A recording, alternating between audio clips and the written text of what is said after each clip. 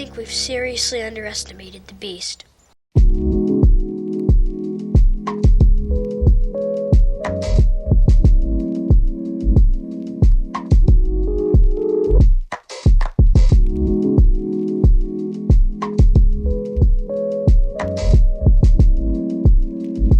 In today's video, I want to dive a little bit into how Beastmode's playstyle allows his team to control the flow of the game and how his awareness allows him to pick his positions to either call his own number and take shots or set up his teammates to finish behind him. So with that being said, let's go ahead and get right into it. All right, let's go ahead and get into our gameplay here for Beast Mode. This is Game 3 against Vitality from the Major 1 playoffs. Very briefly on the game here before we talk about it, we are split, so this is a very critical Game 3. I believe the first game went to overtime, and then the second one was a one-score game. So this is a pretty important one, and within that important context, we're going to highlight how Beast Mode's car control and game sense informs not only his decisions, but also the positioning and style of what G2 is doing, especially on the offensive end. So let's go ahead and dive in here a little bit, as Beast Mode is going to try and get a bump there on Radosin to end that play.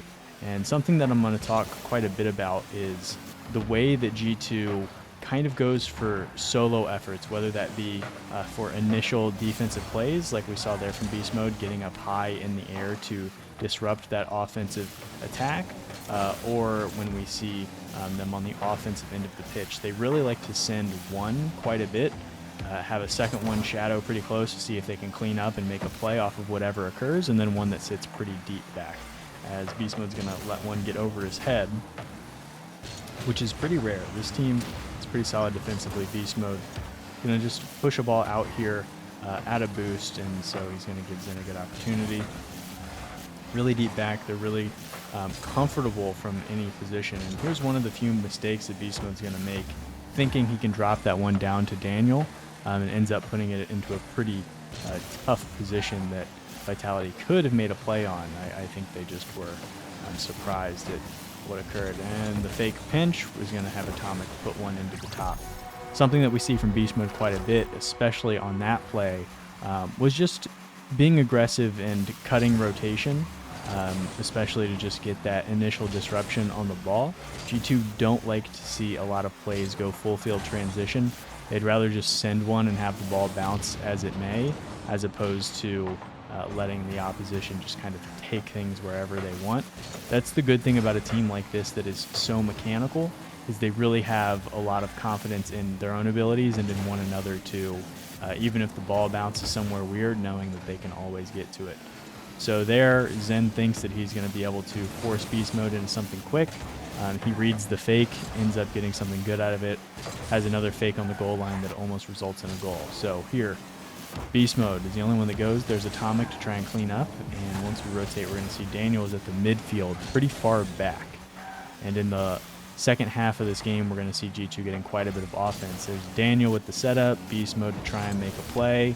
Atomic finishes with Daniel at the midfield. So that's something that we see quite a bit from G2 in their attacking style. Is you would assume with this much talent, they're just blowing people out of the water. Radosin real lucky on the fake there to keep this from going 3-0. But you would think with this much talent and offensive firepower that G2 would be lighting the world on fire and scoring a ton of goals. It's really not the case. They don't score the most goals, not only in the region, but in this major either. They actually are pretty okay with just winning games by 1 or 2 goals, not making any huge mistakes or overextending, and just knowing the goals will come, as Beast Mode is going to crunch that ball to the other half on no boost. Just going to wait here. He's able to read the Radosin play, get back into things pretty quickly, and that's where G2 can struggle a bit on the defensive end, which is when they allow teams to kind of get that full transition. Nobody rushed in, and that put Alpha in a position to put them in a pretty dangerous position on their own half. Gonna try and get a bump on Zen. Maybe it worked, maybe it didn't. In any case, that offensive play has ended. There's Atomic going for his own. Daniel is there. Beastmode is going to make his own play. We see that there's never really situations that G2 is overcommitting or sending too many when they should not. Alpha was able to get in front of that pass. Could have been a pretty dangerous one. Beastmode in a tough position here. Cool, calm, collected. He's going to pop that up high. Here's a great play by Alpha. He loves those double touches and just right into the seam of the defense. You would have liked for somebody to challenge that. That's now twice that we've seen Beastmode as the front man just try and, fake the other team out on the defensive end, and it ends up putting them in a rough spot. And just a pretty beautiful goal there from Vitality to even the score. Speaking of the score and the time we have left, 30 seconds. So G2 really, as far as it was on the scoreboard, was in control for most of this game. And we're going to see that it gets kind of tight down the stretch here. Beastmode not going to force it. It's okay to force Alpha to make a decision off of his positioning. And a miraculous save there to pinch it off, but the off speed from Zen is going to allow them to put it away. Something that I wish I would have highlighted more over the course of this video was Beastmode's ability to be aware of where defenders are.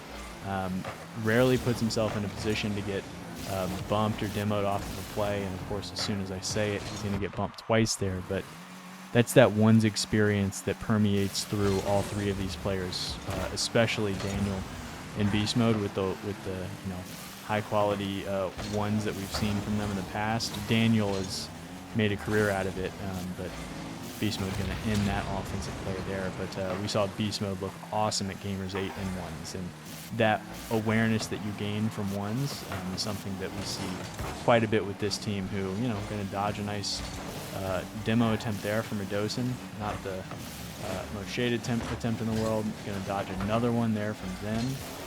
Get up to that ball. And I'm going to actually replay this one for just a second. Now, you know what? Let's keep it rolling. Let's not get off speed here, as Beastman's going to try and pop one there. One to the back. We see Atomic is up, and then Daniel's at the midfield, as we see quite a bit from G2 on the offensive end.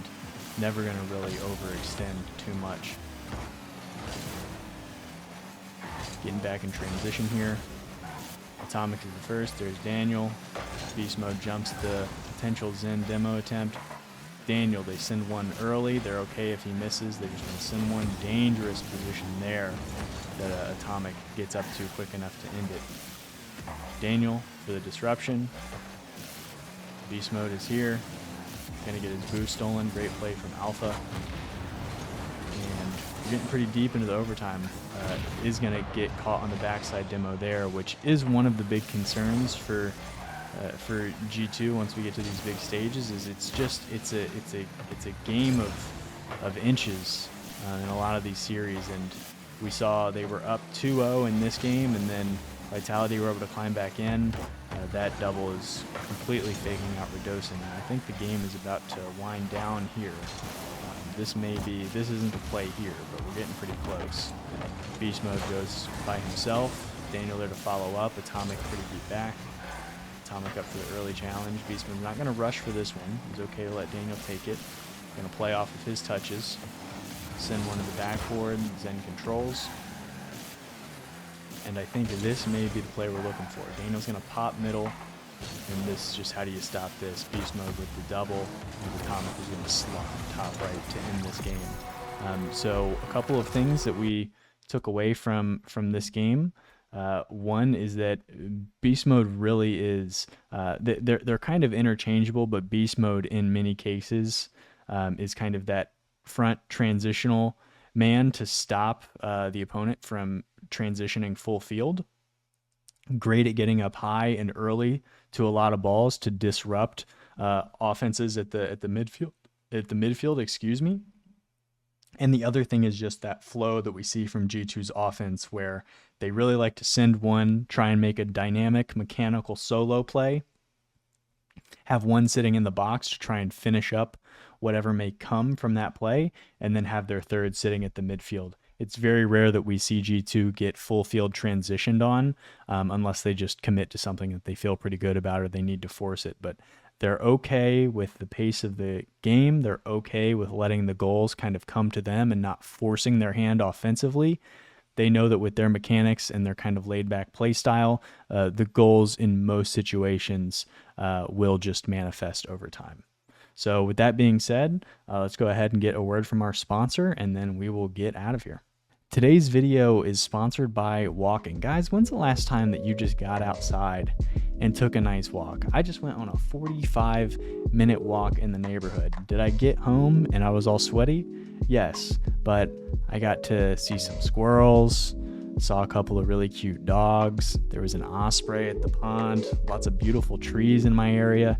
It's getting hot this time of year, but that's why you go in the morning if you're that kind of person, or just take a little jaunt as you get into the golden hour before the evening. But what other opportunity is there to walk outside and see all the old couples that you live around walking in tandem and matching outfits?